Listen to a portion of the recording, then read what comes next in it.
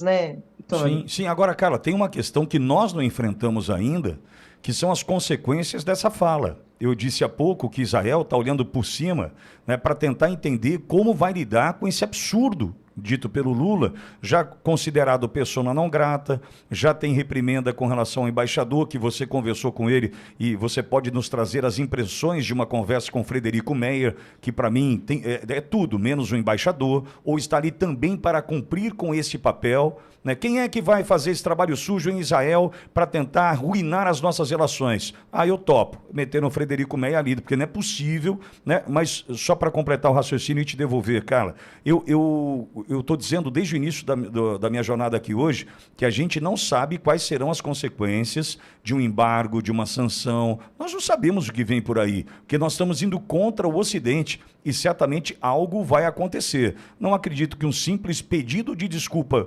nem um pouco sincero, fará um reparo diante desse caos gerado pelo Lula. Não, até porque eles já disseram que não perdoarão. Essa frase para o judeu é muito forte. Não é assim. O brasileiro ele tem uma coisa muito afável, né? Eu não vou te desculpar, e depois desculpa. O judeu não, o judeu tem palavra. Então, eu estive com o número 2 do Benjamin Netanyahu, né, o braço direito dele, antes de vocês chegarem, eu estive com o Ministério da Defesa, com várias áreas, né? Não estava tão grave a situação diplomática naquela época, e já se falava do absurdo que era o Lula estar se metendo numa guerra que não é dele. E a gente tem em Pitoli algumas consequências. Uma é econômica, porque as pessoas podem falar assim, mas isso não me atinge.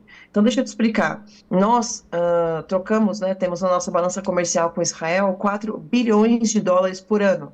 São 20 bilhões de reais por ano que a gente comercializa com Israel.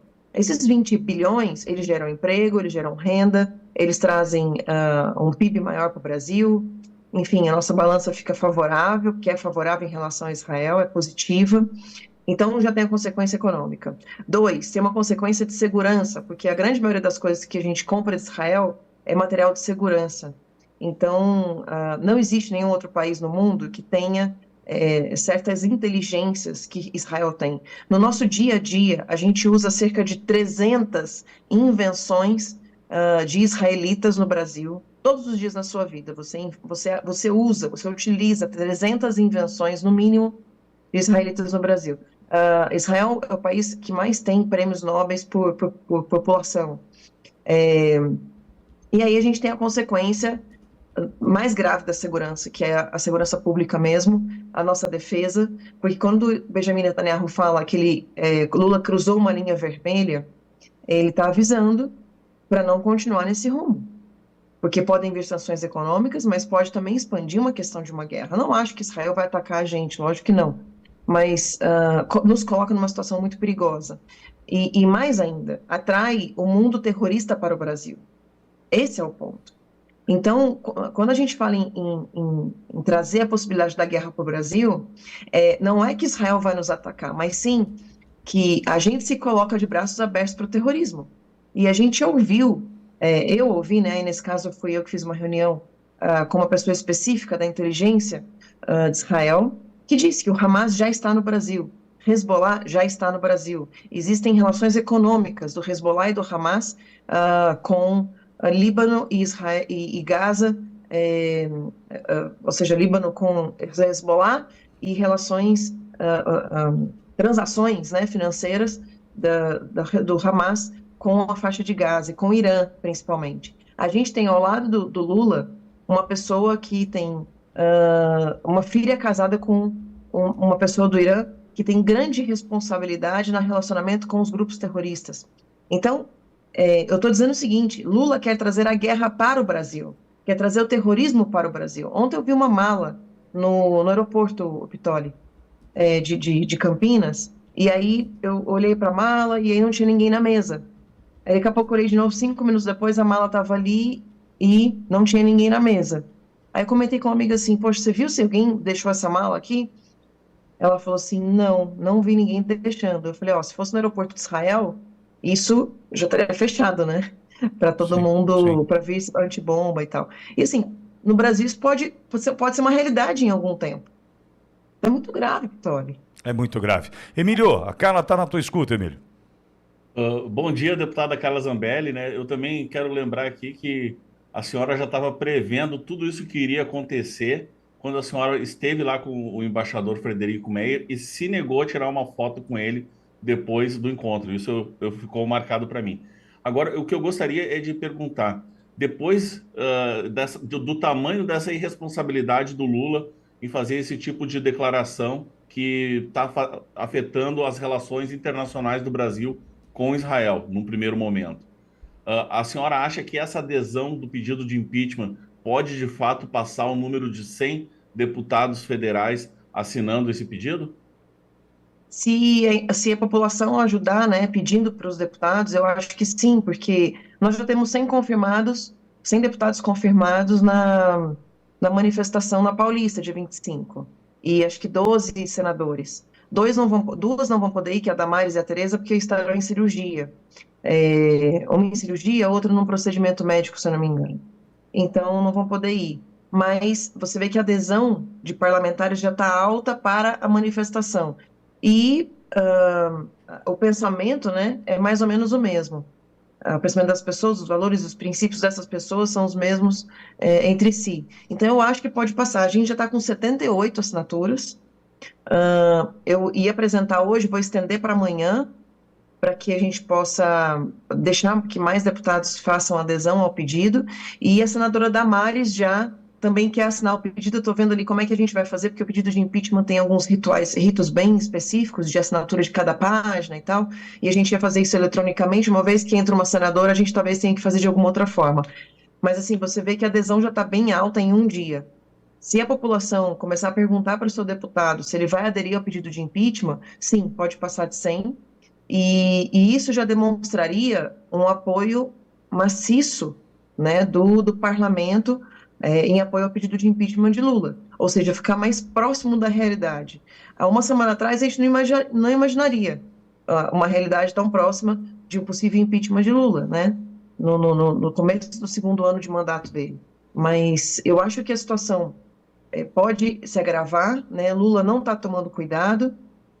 A gente tem a questão econômica, que as pessoas já estão começando a sentir no bolso. Impeachment não é só uma questão judicial, é uma questão política também, uma questão de momento político, e Lula já vem enfrentando algumas dificuldades econômicas, enfim, de uma série de setores no Brasil, Emílio. Então, eu acho que pode sim passar, e eu estou muito esperançosa com isso, porque aí se cria uma pressão no Lira para que ele possa acolher o pedido de impeachment.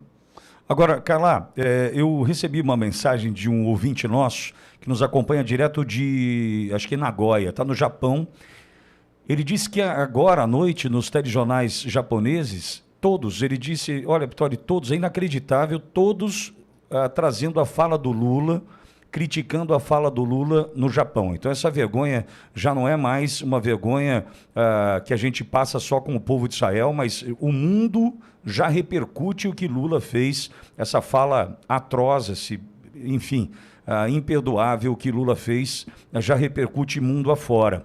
Entretanto, Carla, a gente tentou, naquela reunião que tivemos com o Moisés Saad, ali no parlamento israelense, mostrar que é um posicionamento do governo Lula e não do povo brasileiro.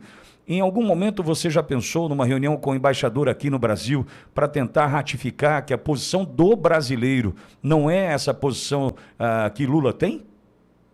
Sim, sim. Inclusive ontem eu já entrei em contato com o Iossi, que é um dos braços direito, é ex-embaixador do Brasil e um dos braços direito de Benjamin Netanyahu, e já entrei em contato com o embaixador Daniel,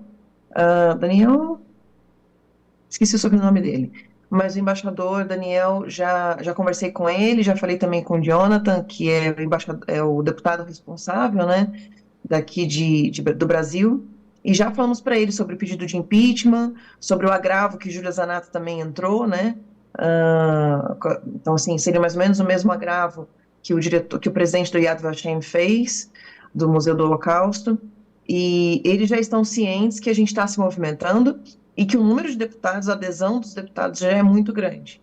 Então, assim, a gente foi fazer isso lá, né, Tolly? Uma das minhas funções na ida para Israel foi tentar mostrar para Israel que 66%, 76% da população brasileira apoia Israel nesse conflito, e não significa que os outros 24% apoiam o Hamas, né, mas talvez algumas pessoas não saibam muito bem o que é. Por mostrar também que o parlamento apoia Israel, levei uma carta assinada na época por 62 parlamentares pedindo escusas ao Benjamin Netanyahu pelas falas de Lula, e naquela época não eram falas tão graves. Então, e para esse parlamentar também, que ele era o presidente de Brasil-Israel, né, da relação de amizade Brasil-Israel, não era isso, o Mossad? Moisés Saad. Moisés Saad, desculpa. Ele era o presidente da relação Brasil-Israel do parlamento, e eu tive um encontro também com o presidente do parlamento, né? Na primeira semana que eu estive lá, me encontrei com ele, apresentei a carta de pedido de desculpas, ele é o porta-voz e o presidente da Câmara, e nós ficamos mais de 40 minutos conversando. Então, assim, foi uma relação muito boa, e eles puderam ver que uma boa parcela da população brasileira, principalmente do parlamento brasileiro, apoia Israel. Então, eu acho que essa, mais do que nunca, essa viagem que nós fizemos a Israel foi importantíssima. Não só de parlamentares, né? O Carlos Viana, também presidente do Grupo Parlamentar Brasil-Israel no Senado, também esteve lá. Vocês, jornalistas, Cristina Grael, o Coronel Gerson, enfim. E depois teve outra visita de mais alguns jornalistas. Ontem a gente viu, por exemplo, o André Mendonça, né? Ministro André Mendonça do Senado, do STF, já se posicionando em relação a isso. Porque esteve lá também, viu com os próprios olhos, é diferente quando a gente vê com os próprios olhos, e aí eu acho que a gente conseguiu deixar uma mensagem boa para eles, Optoli. Calar,